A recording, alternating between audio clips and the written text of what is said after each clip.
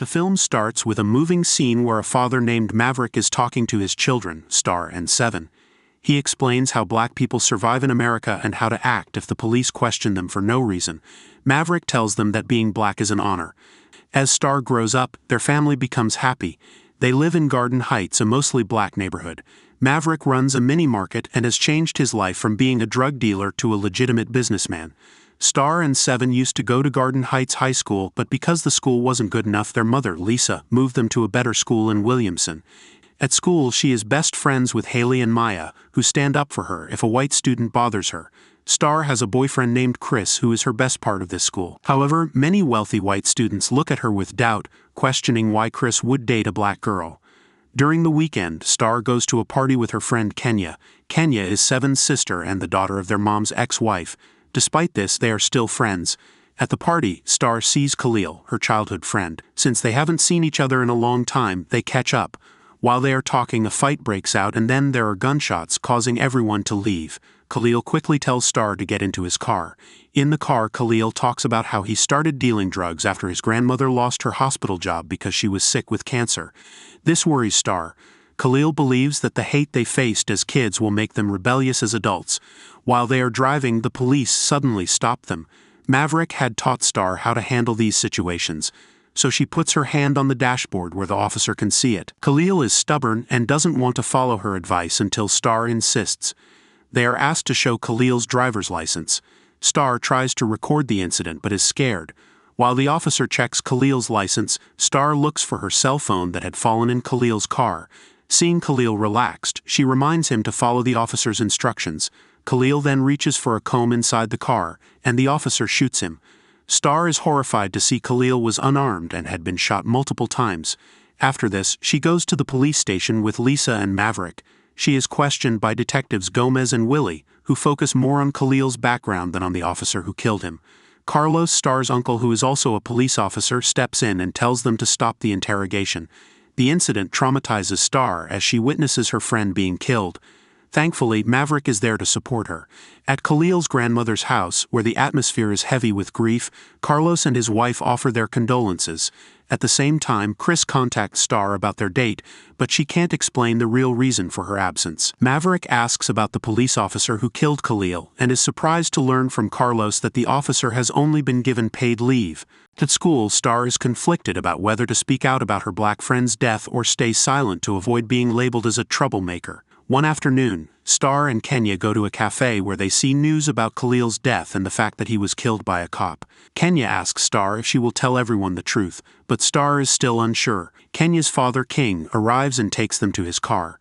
King, a major drug dealer in the area, was once part of Maverick's circle. King advises Star to move on and not to tell the police that Khalil worked for him, as it could cause trouble for her.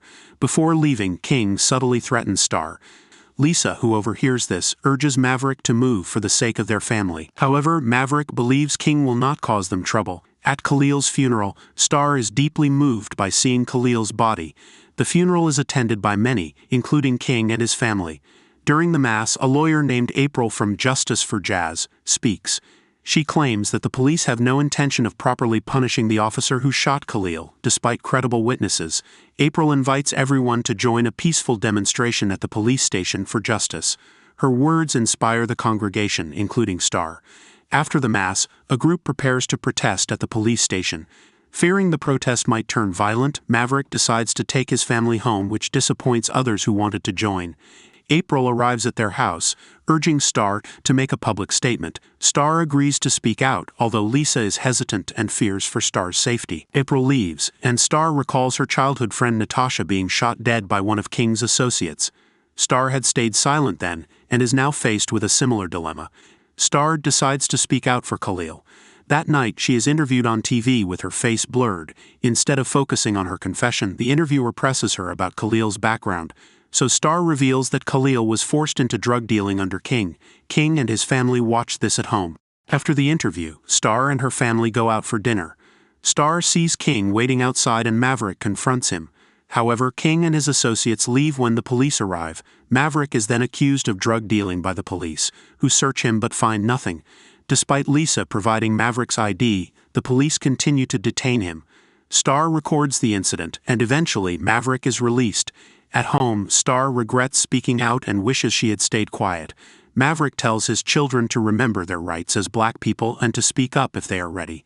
Later, Star and Maya watch a TV program that portrays Officer Bryant's side of the story. Haley expresses concern for Bryant, which confuses Star since Haley defended Khalil at the protest. Haley has also stopped following Star on social media due to Star's posts about injustices against black people. They argued, and from that day their friendship became strange. One night at prom, Chris asked Star about her TV interview. He said he knew the obscured figure was Star. Chris simply asked if Star knew Khalil, wanting to empathize with what Star was going through. That night, Chris bravely drove Star and Seven home to meet Star's parents. Funnily enough, when he arrived, he was even considered a driver by Mauve. But it was different with Lisa. He already knew Chris and welcomed him warmly. Mauve still couldn't accept it, which made Chris uncomfortable, and he preferred to go home. Mauve was actually upset that he was the only one who didn't know Star had a white boyfriend. In the end, Star managed to explain it to Mauve. Suddenly, they were startled by gunfire that went into their house. It was King's men, who were still terrorizing Star because of the interview on TV the day before. Feeling insecure, they decided to flee to Carla's house. Everyone was there, but Mauve wanted to go back to the house to make calculations with King. In the morning at breakfast, Carlos spoke to Star. According to Carlos, for some people, this case was not considered a crime. But Carlos's answer left Star disappointed because such operational standards only apply to black people. If it were a white man driving a Mercedes, would he be shot, or would they say, "Put your hands up"? Star would say, "Put your hands up." The trial day began, and Star testified before a jury. Predictably, most of the jurors were white. Another day at school, Haley approached Star. She still didn't realize she had been racist all along. She thought Star was different because she was never threatening, unlike Khalil, the drug dealer. Hearing this, Star took a comb from Haley's bag and asked if it looked like a weapon. Haley replied that it looked like a gun in Khalil's hand. Star was furious, saying, "Don't move, that's what it's like." Chris came over to try to calm the upset Star. At the same time, Star received a message from Kenya that Seven had been beaten by King. Star, along with Chris, went to King's house to pick up Seven. Luckily, King wasn't home. On the road, there were many protests demanding justice for Khalil. They protested at City Hall because the jury's verdict said Bryant was innocent and there would be no further trial since Bryant escaped punishment. Star decided to join the protests. Before they reached City Hall, they were intercepted by the police with full weapons.